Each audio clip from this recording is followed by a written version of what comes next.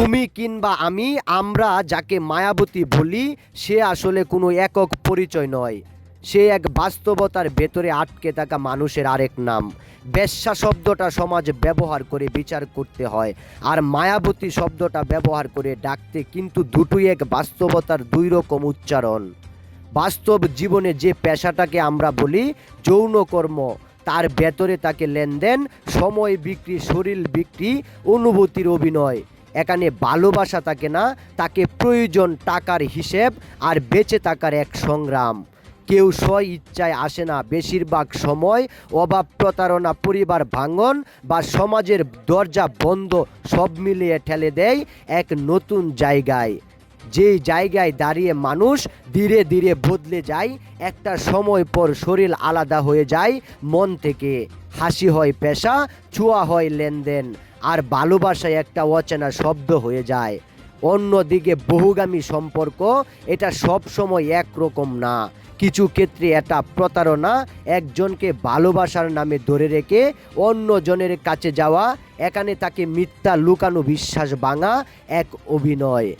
আবার কিছু ক্ষেত্রে মানুষ নিজের শূন্যতা, অস্থিরতা বা অপূর্ণতা ঢাকতে একাধিক সম্পর্কে জড়ায়। কিন্তু সত্য হলো, সংখ্যা যত বাড়ে স্থিরতা তত কমে। এই দুই জগতের একটা মিল আছে। এখানে সম্পর্ক থাকে কিন্তু নিরাপত্তা থাকে না। এখানে ছোঁয়া থাকে কিন্তু আত্মিক সংযোগ থাকে না। সব কিছু হয় সাময়িক সময়ের জন্য, প্রয়োজনের জন্য। সমাজ এখানে সবচেয়ে অদ্ভুত এক মানুষ রাতে গোপনে যায়, সকালবেলা সেই মানুষই আবার বিচারক হয়ে দাঁড়ায়। যে মায়া খুঁজে নিজের শূন্যতা বরাতে, সেই মায়া কেউ পরে দোষের নামে ডাকে। শেষে সত্যিটা খুব কঠিন। নাম যাই হোক, মায়াবতী, বেশ্যা, প্রেমিকা, বহুগামী মানুষের ভেতরের পূর্ণতা, অপূর্ণতা আর বেঁচে থাকার সংগ্রাম, এইগুলোই গল্পর সর্বশেষ আপডেট। এই গল্প দোষ কিংবা একজনের না হোক, পুরো দোষ সমাজের উপর চাপিয়ে দেওয়া হয়। কিন্তু এই সমাজের বাস্তবতার চিত্র আমরাই পাল্টে দিচ্ছি। এক একজনের কাছে বিক্রি হয়ে যাচ্ছি, বিক্রি করে দিচ্ছি মানুষের মন।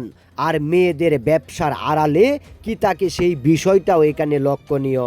পরিস্থিতি যেমনই হোক, যেদিকেই মোড় নেক, এই সমাজ ব্যবস্থা আপনাকে আমাকে কোন দিকে ঠেলে দিচ্ছে। যখন কাউকে 500 থেকে 600 টাকায় ভাড়া করে এনে কয়েকজন মিলে তাকে দর্শনের থেকেও গুরুতর কোনো কিছু করে, ঠিক সেই সময়ে প্রশ্ন জাগে, এই টাকাই কি আসলে নষ্টের মূল কিনা?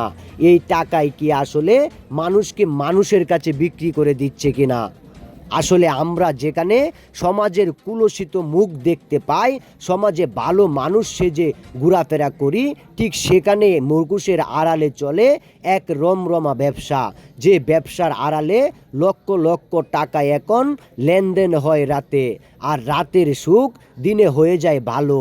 ঠিক এই মুহূর্তে এমনই একটা ঘটনা আমাদের সামনে, যেখানে দেখা যায় একটি মেয়ের সাথে কয়েকজন যুবক মিলে অনৈতিক কাজে জড়িয়ে যাচ্ছে। ঠিক সমাজের চিত্রগুলা হয়ে উঠছে এমন। পরিস্থিতি আপনার অনুকূলে নাও থাকতে পারে, কিন্তু কে শুনে কার কথা, কে বলবে কার কথা, দুঃখের কথা কে কার কাছে বলবে? সবাই এখানে নিজের স্বার্থের পাগল। ঠিক এই স্বার্থটা যেদিন শেষ হবে, ঠিক আপনার আমার সেই সময় শুরু হবে। সমাজের সুন্দর সময়গুলো কাটুক ভালোভাবে। আর এসব ঘটনা এখন অহরহই ঘটে যাচ্ছে গ্রাম থেকে অনেক জায়গায়, তাই এগুলো থেকে সতর্ক থাকুন।